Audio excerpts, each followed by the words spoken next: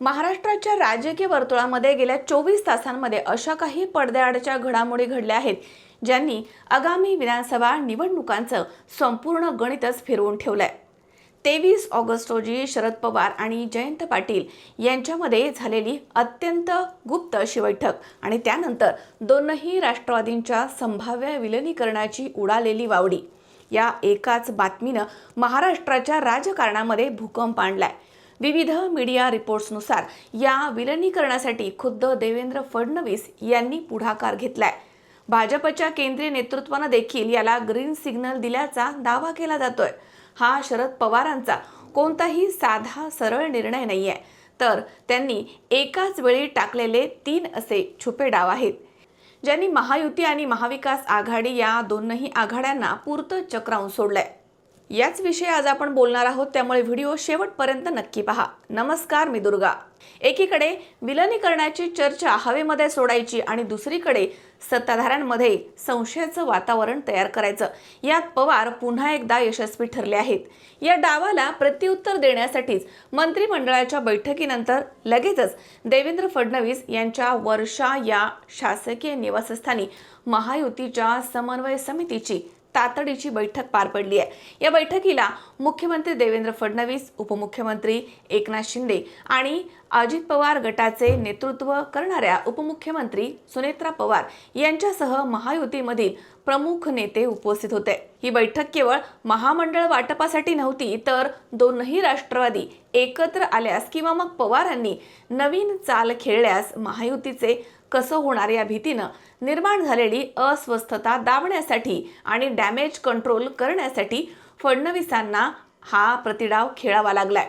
आता दुसरा मुद्दा महाविकास आघाडीच्या अंतर्गत गोटामध्ये संभ्रम वाढवण्याचा आहे, ज्यासाठी त्यांनी रोहित पवार पॅटर्नचा वापर केला आहे। पुण्यामध्ये राहुल गांधींच्या छात्रों की गूंज या कार्यक्रमाचे रोहित पवारांनी छाती ठोकपणे असं समर्थन केलं आणि शहरामध्ये राहुल गांधींच्या स्वागताचे मोठमोठे बॅनर्स लावलेले आहेत।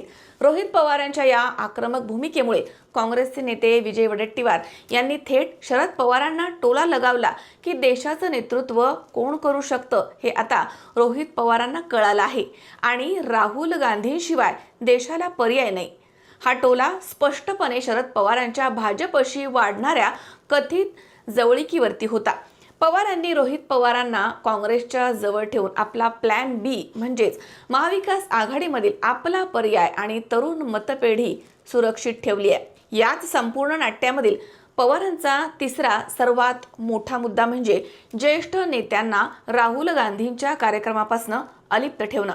रोहित पवार या कार्यक्रमासाठी मैदानामध्ये उतरलेले असताना शरद पवार गटामधील कोणत्याही बड्या किंवा वरिष्ठ नेत्यांनी या कार्यक्रमाला हजेरी लावली नव्हती।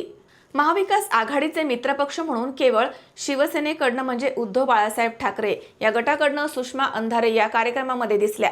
वरिष्ठ नेत्यांची ही अनुपस्थिती स्पष्ट संकेत देत आहेत की शरद पवार भाजप किंवा महायुतीशी पडद्याआड बोलणी सुरू असताना काँग्रेसच्या मंचावरती जाऊन भाजपला कोणताही चुकीचा संदेश देऊ इच्छित नाहीयेत। तसेच राहुल गांधींचे नेतृत्व स्वतःपेक्षा मोठं होऊ नये हे देखील यामागील एक कारण असू शकतं किंवा रणनीती असू शकते। एकीकडे विलिनीकरणाच्या बहाण्यामुळे मूळ राष्ट्रवादीच्या आमदारांचे मनोधैर्य डळमळीत करायचं आणि दुसरीकडे वर्षा निवासस्थानी सुनेत्रा पवारांना मुख्यमंत्री आणि एकनाथ शिंदेसोबत चर्चेला बसवून महायुतीवरती दबाव आणायचा, हा पवारांचा सर्वात मोठा मास्टर स्ट्रोक आहे। याचा अर्थ असा मुळीच नाही की शरद पवार भाजपच्या गोटामध्ये गेले आहेत, तर याचा अर्थ असा आहे की त्यांनी स्वतःचे राजकीय महत्त्व सर्वोच्च ठेवण्यासाठी हेजिंग म्हणजे दोनही बाजूंनी सुरक्षित राहणं सुरू केलं आहे। 29 ऑगस्ट रोजी मुंबईमध्ये होणाऱ्या शरद पवार गटाच्या कोर कमिटीच्या बैठकीमध्ये या विलिनीकरणाच्या आणि महायुतीसोबतच्या समीकरणांचा खरा उलगडा होणार आहे। तोपर्यंत सगळ्यांना संभ्रमामध्ये ठेवून राजकारणाचा रिमोट हा स्वतःच्या हातामध्ये ठेवणं हाच शरद पवारांचा खरा मास्टर प्लॅन असू शकतो, असं देखील राजकीय विश्लेषकांच्या मते बोललं जात आहे। तुम्हाला काय वाटतं? कमेंट्स करून नक्की सांगा।